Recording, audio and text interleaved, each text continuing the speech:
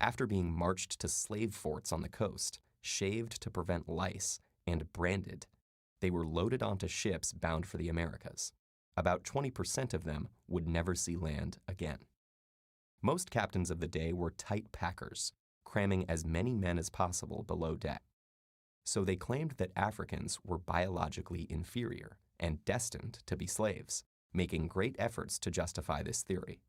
Thus, slavery in Europe and the Americas acquired a racial basis, making it impossible for slaves and their future descendants to attain equal status in society.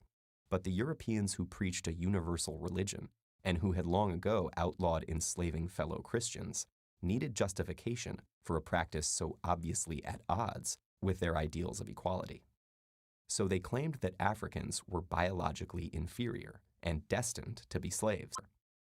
Not only did the continent lose tens of millions of its able-bodied population, but because most of the slaves taken were men, the long-term demographic effect was even greater.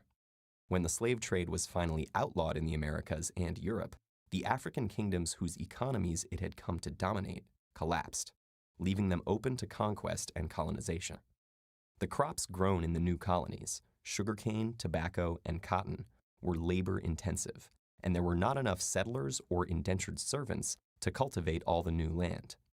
American natives were enslaved, but many died from new diseases, while others effectively resisted. African kingdoms prospered from the slave trade, but meeting the Europeans' massive demand created intense competition. Slavery replaced other criminal sentences, and capturing slaves became a motivation for war rather than its result. To defend themselves from slave raids, neighboring kingdoms needed European firearms, which they also bought with slaves.